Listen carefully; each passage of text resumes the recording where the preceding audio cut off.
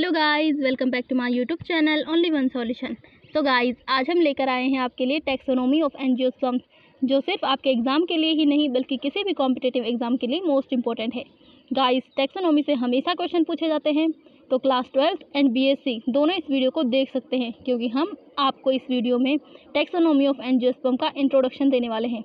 क्योंकि किसी भी बड़ी चीज़ को समझने के लिए बेसिक इंपॉर्टेंट होता है, इसलिए इस वीडियो को आप एंड तक देखना। तो चलिए गाइस, वीडियो को शुरू करते हैं। सबसे पहले हम आपको बता दें कि टैक्सोनॉमी क्या है। टैक्सोनॉमी साइंस जीवों के नामकरण, वर्णन और वर्गीकरण का विज्ञान है।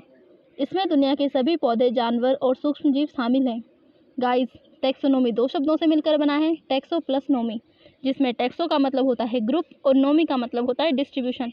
अगर आप सरल भाषा में समझना चाहें तो टैक्सो का मतलब आप टैक्सा बोल सकते हैं और नोमी का मतलब नेमिंग। गाइस, टैक्सोनॉमी शब्द सबसे पहले ए पी डी कैंडोले ने दिया था और फादर्स ऑफ टैक्सोनॉमी किसे कहते हैं? कैरोलस लिनियस को। गाइस, टैक्सोनॉमी में सबसे पहले आइडेंटिफिकेशन करते हैं।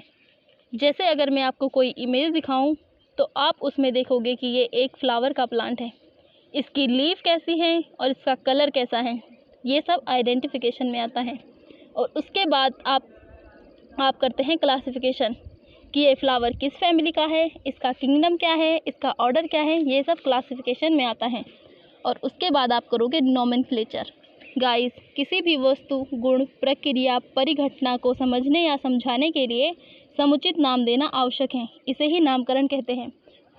अब हम बात करें टैक्सोनॉमिक हायरार्की की, तो गाइस, टैक्सोनॉमी हायरार्की में सबसे पहले फाइलम या डिवीज़न देखा जाता है। गाइस, अगर आप किसी एनिमल का क्लासिफिकेशन कर रहे हैं तो उसमें हम फाइलम लिखेंगे। और अब क्योंकि हम इसमें पढ़ रहे हैं टैक्सोनॉमी ऑफ एंजियोस्पर्म, तो गाइस हम लिखेंगे डिवीज़न। प्लांट का क्लासिफिकेशन करने के लिए सबसे पहले डिवीज़न लिखा जाता है, उसके बाद क्लास लिखा जाता है, फिर ऑर्डर, फिर फैमिली, फिर जीनस और स्पीशीज़। गाइस, अगर आपको बहुत कन्फ्यूज़न हो, क्योंकि हमारे पास बहुत फैमिलीज़ हैं जिन्हें ऐसे ही याद रखना बहुत मुश्किल है, तो आपको मैं बता दूं ऑर्डर और फैमिली। तो अगर आपको ऑर्डर पता है या फैमिली पता है तो आप इनमें से किसी एक को याद रख सकते हैं, या फिर आपको जेनेरा पता होना चाहिए।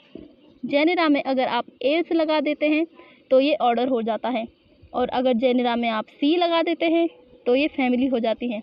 Example hibiscus.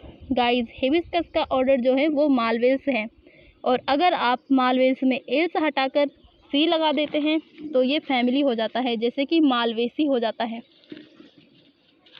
तो ये एक छोटी सी ट्रिक है जो कभी कभी बहुत काम आती है।